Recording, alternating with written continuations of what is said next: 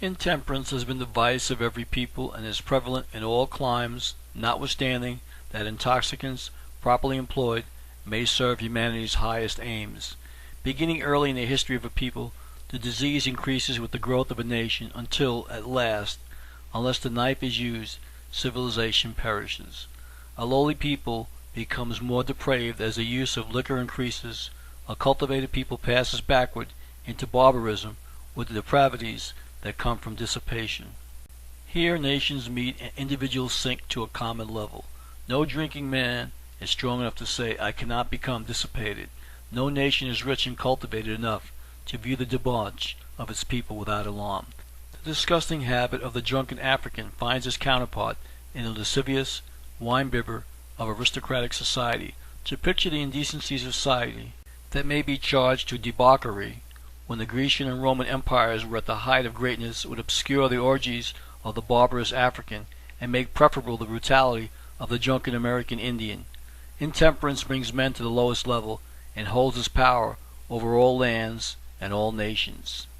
Did the aborigines know how to make intoxicants, and were barbarians intemperate before contact with civilized nations? Yes, but I have understood that drunkenness is a vice inherent only in civilized people. Are not you mistaken? No.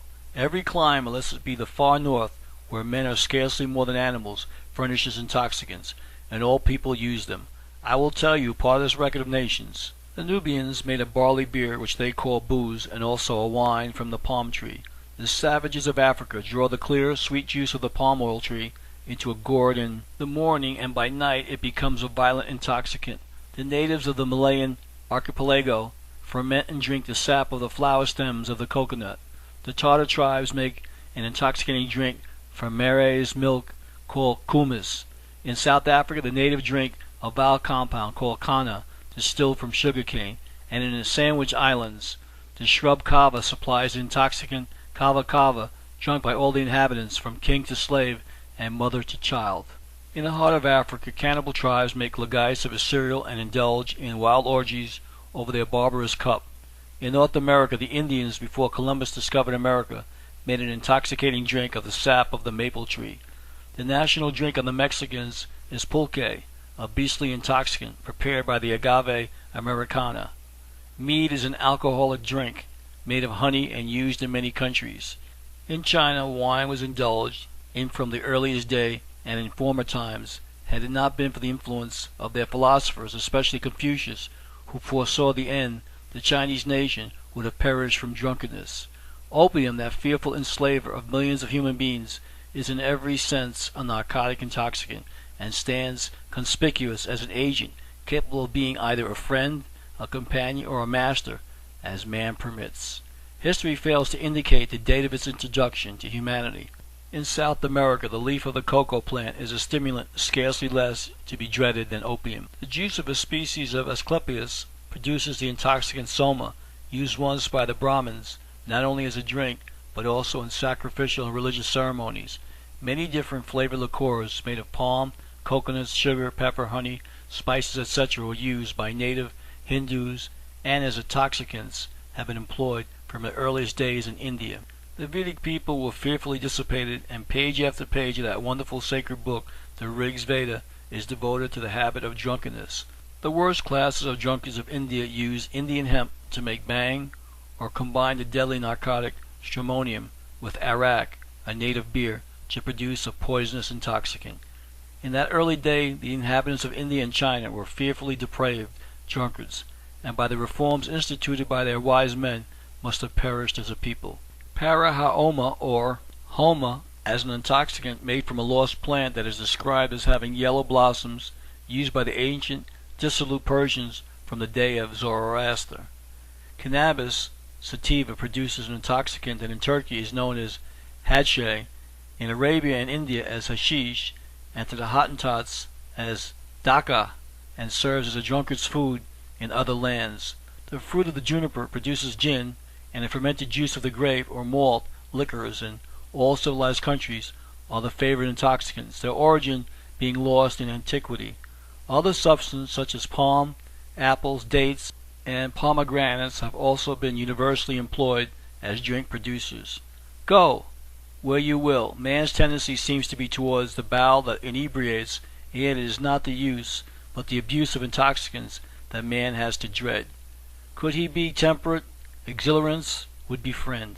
But here, I replied, in this underground land where food is free and existence possible without an effort, this shameful vice has no existence. Here there is no incentive to intemperance, and even though man were present with his inherent passion for drink, he could not find means to gratify his appetite. Ah, my guide replied, that is an error. Why should this part of the earth prove an exception to the general rule? Nature always supplies the means, and man's instinct teaches him how to prepare an intoxicant. So long as man is human, his passion will rule. If you prove unequal to the task you have undertaken, if you shrink from your journey and turn back, the chances are you will fail to reach the surface of the earth. You will surely stop in the chamber which we now approach, and which I have now prepared you to enter, and will then become one of a band of earth drunkards. Having all the lower passions of a mortal, you will yet to be lost to the virtues of man. In this chamber those who falter and turn back stop and remain for all time, sinking until they become lower in the human scale than any drunkard on earth.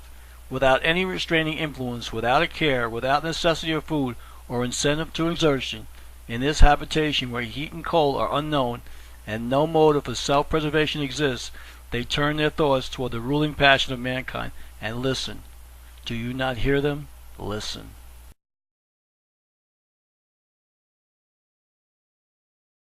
Then I noticed a medley of sounds seemingly rising out of the depths beyond us. The noise was not such as to lead me to infer that persons were speaking coherently, but rather resembled a jargon such as might come from a multitude of persons talking indiscriminately and aimlessly.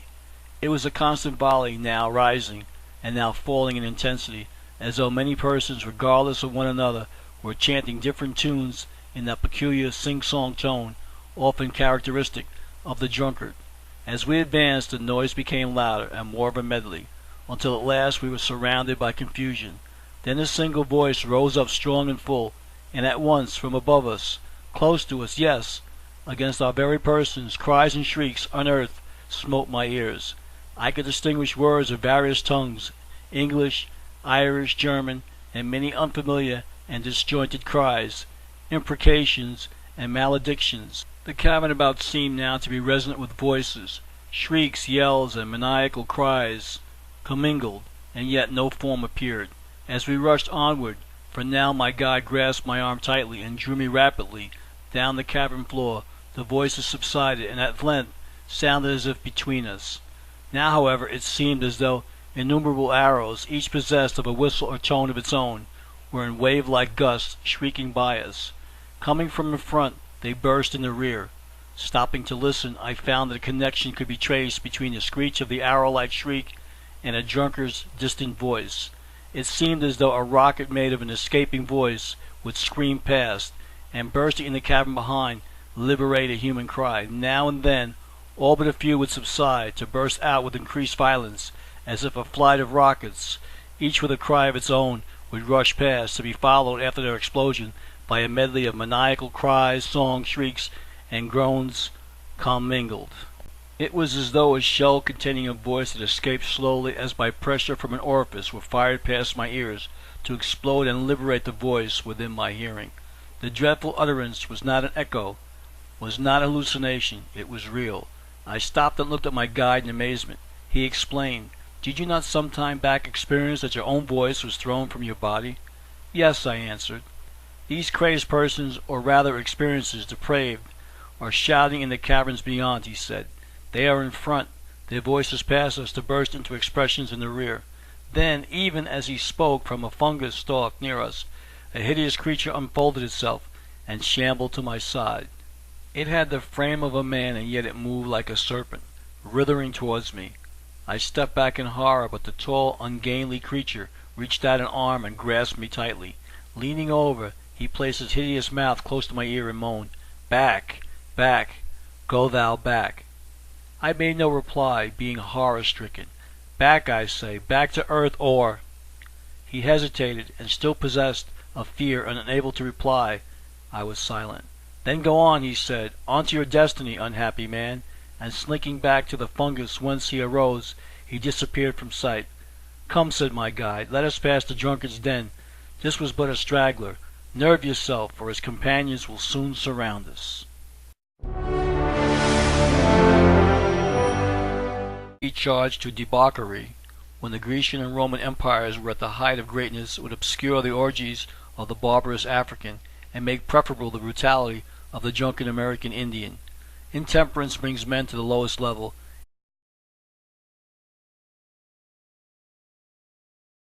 Intemperance has been the vice of every people, and is prevalent in all climes, notwithstanding that intoxicants, properly employed, may serve humanity's highest aims. Cultivated people passes backward into barbarism with the depravities that come from dissipation. Here nations meet and individuals sink to a common level.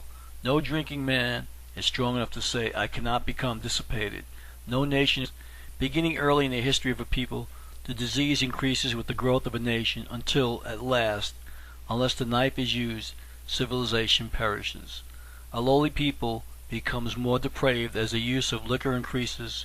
A culture is rich and cultivated enough to view the debauch of its people without alarm. The disgusting habit of the drunken African finds its counterpart in the lascivious wine-bibber of aristocratic society. To picture the indecencies of society that may be